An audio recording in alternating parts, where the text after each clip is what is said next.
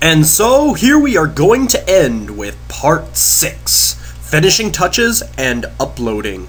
With this final part to our video, we are going to look at first finishing touches. As you can see, I have two versions of the sprite that we made. The one on the right was kind of what I had at the end of the video, and you saw me do a lot of the changes, but on the left is the finished product.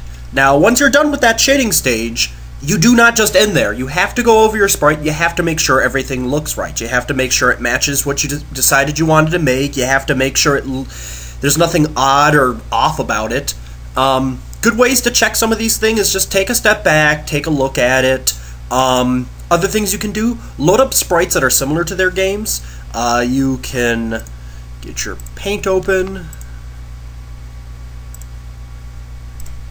and grab a different Pokemon. Let's grab War Turtle.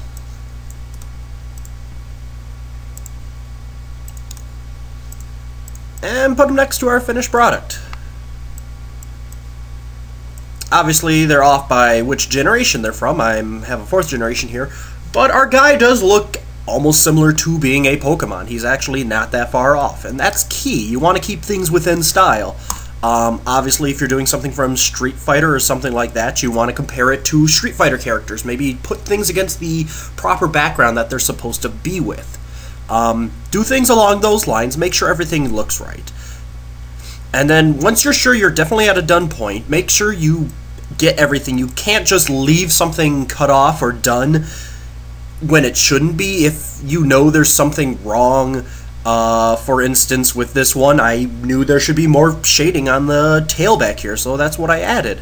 So you have to make sure to get stuff like that. You shouldn't just leave it like this if you think it looks wrong. You should actually make an honest attempt to fix everything, to make it look good.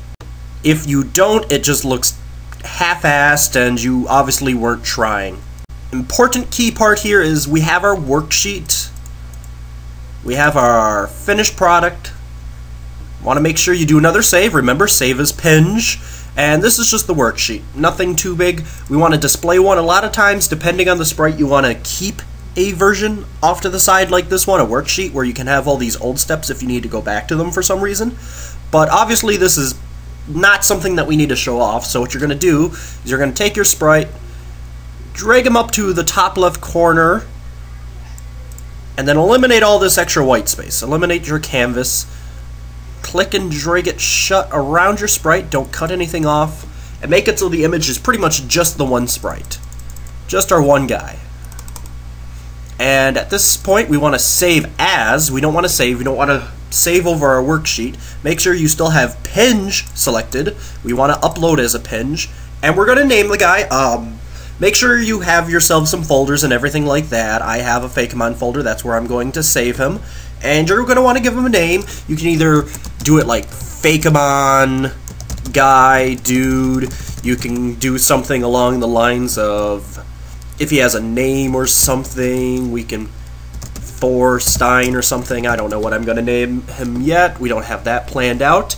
Or simply, if you aren't even ready to have this be your final product yet, you can also just, dude, guy, display version, and that just means it's going to be the one you post and display. It's not the finished product yet. You're not going to be putting it into anything. You just want to show them off as is currently. And then, of course, save as Pinge.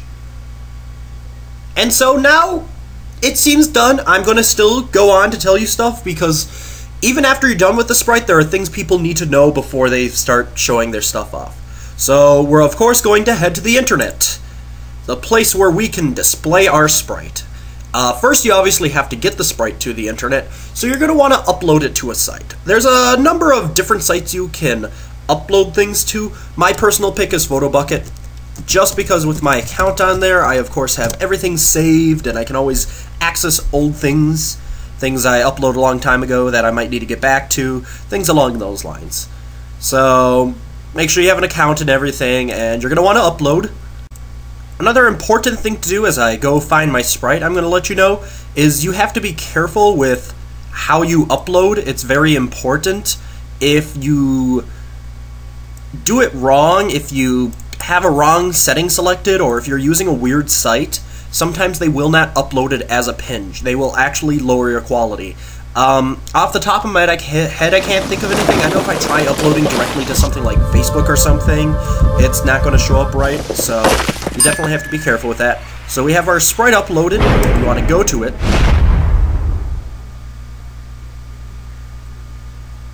And so now we have it on our account. With Photobuck in the very least, you can get its image code right over here. It actually comes with image tags, perfect for posting on forums. Or you can also just right-click the image and copy image location. So what you're going to typically want to do to get it to your forums. Every forum is a little bit different about how you can post images, so make sure with wherever you're posting it, know what you're doing. Next, you're going to want to upload it to an actual site. Depending what type of sprite it is, depends on what kind of site you want to show it on. You can upload it to either DeviantArt or PixelJoint or any other general art sites or general sprite sites. If it's something from a specific game, obviously you can go to sites that involve that game. Fakemon and Pokemon are good for posting at things like Sribi, Poke Community, places like that. If you're doing a Street Fighter site, sprite or a fighting game sprite of some sort, you go to a fighting game forum. If you have an RPG sprite, you should go to an RPG forum. Keep it relevant. Obviously, don't go posting Pokemon sprites on a Halo website typically. Of course, now you're going to want to go to your site that you want to post the sprites on, and you're going to want to find the proper area. Most sites will typically have a art area. Some sites will definitely always have something like a specific spriting area. And either go to a thread that you've already started or make a new one. Don't post in somebody else's thread typically. You want to post in your own. And then if it's your first time there on that forum, introduce yourself a little maybe.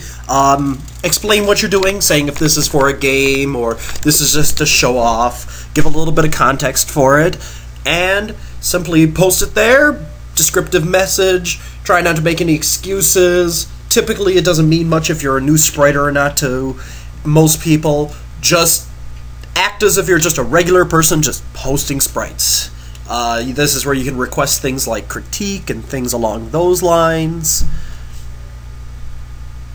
And basically just introduce your sprite, and this is basically sending it off into the world. Make sure you're following any forum rules and things like that, so you're not doing anything wrong. Now another key part to posting your sprites is people saying stuff about your sprites afterwards. An important part about spriting and being an artist is you have to learn how to take critique. You can't just simply expect nothing but praise, and you can't simply expect nothing but help. One type of thing people will say with just sprites, depending especially on the community, and sometimes you will get baseless praise. If you go to if you're on a certain type of site where there aren't too many spriters or there aren't too many high-level spriters, a lot of times you're going to get people who kind of just blindly give you praise. They're just going to be like, oh, awesome spriter, oh wow, you're the best, even though really you probably aren't. It takes a lot to be the best, and just because you're the best on one site doesn't mean you're the best around. So make sure to not have an inflated ego by this. You want to have a level head and you want to be realistic. So with that said, obviously, try and ignore just the people who have no reason to be praising you. If they give a good reason, like, oh, they really like how you did that one thing or how you did something else, you can listen to that. You can listen to positive feedback. It's not a bad thing. It's great to get positive feedback. There's usually no better feeling in the world than smart praise, but try and weed through the praise. Ignore just the ones that really have no thought and it's just people trying to up their post count or something. Obviously, with good praise comes bad praise. Obviously, with critique, you're going to get people who do not like your sprite. Or you're going to get people who think you could have done better. Now, these people aren't typically out to make you feel bad. These people aren't out to do something mean to you. They are actually there to help you. A critiquer, a proper one in the very least, is there to make suggestions and try and help you out with your sprite. They're there to try and improve your skill. They see something wrong with your sprite and they want to help you. They want to tell you what was wrong, why it was wrong, and how to fix it. They're not always going to be like that. Sometimes people are just going to list reasons. They won't go into how to fix them necessarily, but that's okay. As long as you know what's wrong, then you know what to fix. How to fix it is obviously sometimes tougher, but sometimes it just takes practice or finding the right people to learn it from, hence why you're probably watching a tutorial right now. It is key to not give excuses. You do not want to... It's tough. When somebody tries and tells you the sprite isn't good, I'll even admit I'll have hard times with a critiquer sometime where I want to make an excuse. I want to say, oh yeah, but there's this reason why this is like this, or oh, it's just my style, or you want to try and... You naturally want to try and, like, defend yourself. That's typically not good. You don't want to give into your ego. You want to accept their help. They're trying to help you, honestly. Most of the time, at least. Most critiquers, or at least good critiquers, are just there to help you out. You do not want to get angry with them. You do not want to try and lessen the help they're trying to give you. The best way to respond to good critique is to thank them. Is to say, thank you for helping me, or oh, I'm glad you showed me that, and you want to then improve by that. You actually want to take their advice to heart. You want to improve your next sprite, or you want to rework with the sprite you're already working on and change the things up that they said were wrong, and try and get to a point where your sprite is able to meet this person's criteria of what's good and bad. Obviously, you don't have to listen to everyone. Sometimes critique is opinionated, and sometimes what's wrong is more so in one person's eye and not another person's eye. It takes some getting used to, and you gotta really figure out where the good critique is and the bad critique is. Bad critique are people who are going to just say, it sucks, it's bad, I don't like it. And they won't give any reasons. The people who give reasons, the things that you can go, okay, this person is right, and other people might actually agree with them, that's the good kind of critique you want to listen to and use to improve your sprites in the future. Always be careful with your etiquette, of course, and things like that. You gotta be careful, too, because sometimes, as a critiquer, it's one of the worst things is to go into somebody's sprite and try really hard to help them out, and they either yell at you, or another thing that's tough to deal with is when you try and critique somebody's sprite, and then somebody else comes in and calls you a jerk because they like the person's sprite, and they're trying to defend the artist. Critiquers, as I said, typically aren't out there to belittle anybody. Of course, there are some people who are obviously going to be jerks on the internet. It's the internet, after all. Just by logging onto the internet, people think they have a license to be an asshole. So you're going to have to, of course, meet some trolls and other people who are just going to give you a tough time for no good reason, but typically, especially if you're on the right kind of forum, you're not going to run into that issue that often. The people who are critiquing you are there to help you. So just try and accept that. As I said, don't be a jerk. You don't want to be the guy who's all like, yeah, of course the sprite sucks. I did it in about 5 minutes. It was like 3 a.m., so I was real tired, and I was on some drugs, and yeah, it was totally wasted. So dude, chill out. It's not supposed to be. That's never a good excuse. It's a horrible excuse. You never want to give excuses like that. If you're going to be posting something and you know it's bad, don't do it.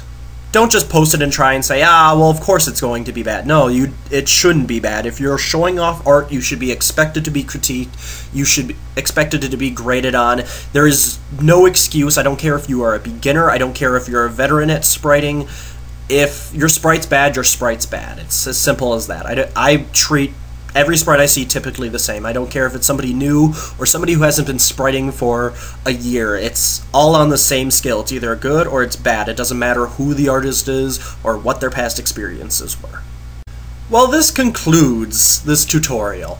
We now have went through all 6 steps that I have taught you. Hopefully you watched all the videos. As I've said many a times, all of them are very useful to learn. I don't think any of them are really worth skipping.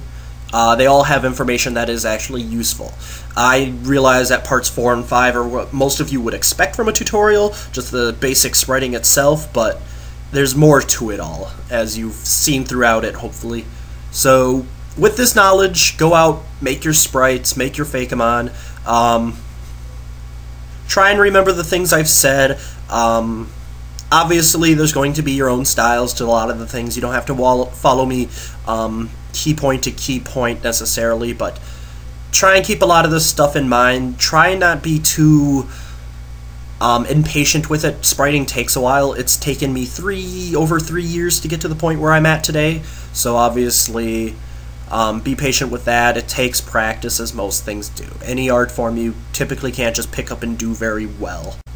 And with that, all I have to say is keep on spriting, keep on saving as Pinge, of course, and just keep having fun with it. It's a great art form. It's a lot of fun. There's a lot of cool people involved in it, and, well, we always want more. So, hope you enjoyed this.